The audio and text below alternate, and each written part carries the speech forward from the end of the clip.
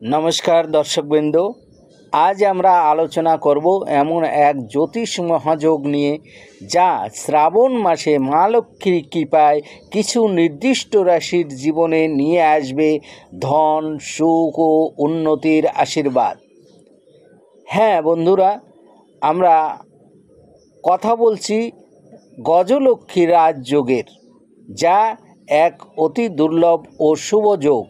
তাহলে চলুন জেনে নিই শ্রাবণের এই পবিত্র সময় কিভাবে বদলে দিতে চলেছে আপনার ভাগ্য। শ্রাবণ মাস শুরু হচ্ছে 11ই জুলাই এবং চলবে 9ই আগস্ট পর্যন্ত। এই সময়কাল শিব ভক্তদের জন্য যেমন শুভ, তেমনি জ্যোতিষশাস্ত্র মতে গ্রহের অবস্থানের কারণেও এটি অত্যন্ত গুরুত্বপূর্ণ। 26 জুলাই এক বিশেষ দিন, কারণ এই দিনেই মিথুন রাশিতে একসাথে বিরাজ করবেন দেবগুরু বৃহস্পতি এবং প্রেম ও সৌন্দর্যের গ্রহ শুক্র। এই মিলনেই তৈরি হবে গজলক্ষ্মী রাজযোগ।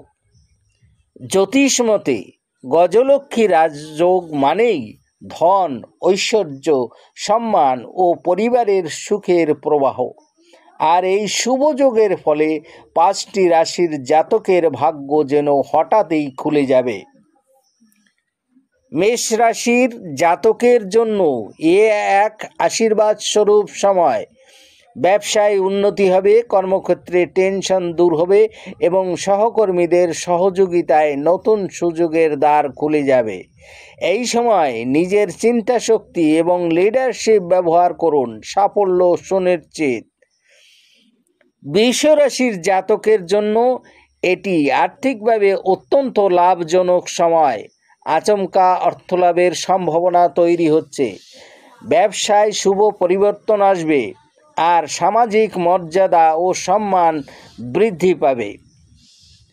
মা লক্ষ্মীর আশীর্বাদ আপনার ঘরে প্রবাহিত হবে। মিথুন রাশির জাতকের জীবনে আসছে প্রেম, শান্তি ও সম্প্রীতির সুবাতাস। দাম্পত্য জীবন হবে সুখ সমৃদ্ধময়। ছাত্রছাত্রীদের জন্য এই সময়টি অনুকূল। সম্পর্ক হবে গভীর ও স্থায়ী। গুরু ও শুক্রের এই যোগ আপনাদের জীবনে প্রেম ও প্রজ্ঞার সমন্বয় এনে দেবে। সিংহ রাশির জাতকের জন্য এটি উন্নতির সময়। আয়ের নতুন উৎস খুলে যাবে। অফিসে প্রশংসা ও পদোন্নতির সম্ভাবনা রয়েছে। নতুন দায়িত্ব আসবে যা আপনার ক্যারিয়ারে নতুন উচ্চতায় পৌঁছে দিতে পারে। তুলা রাশির জাতকের জন্য সময়টা পারিবারিক ও পেশাগত দিক থেকে খুবই শুভ। যারা সরকারি চাকরি প্রস্তুতি নিচ্ছেন তাদের জন্য সুখবর আসতে পারে। ঘর সংসারে আসবে শান্তি ও সমৃদ্ধি। অনাকাঙ্ক্ষিত সমস্যা থেকে মুক্তি মিলবে। সবশেষে বলি, ভক্তিমূলক শ্রাবণ মাসে মহাদেবের আরাধনা ও মা লক্ষ্মীর উপাসনা করুন। প্রতি শুক্রবার লক্ষ্মী পূজা করুন। ওম শ্রী মহালক্ষ্মী নমঃ মন্ত্রটি জপ করুন অন্তত 11 বার করে। এই গজলক্ষ্মী রাজযোগ যেন আপনার জীবনে সত্যিকারের সৌভাগ্য বয়ে নিয়ে আসে, এটাই আমার প্রার্থনা। নমস্কার, ভালো থাকবেন।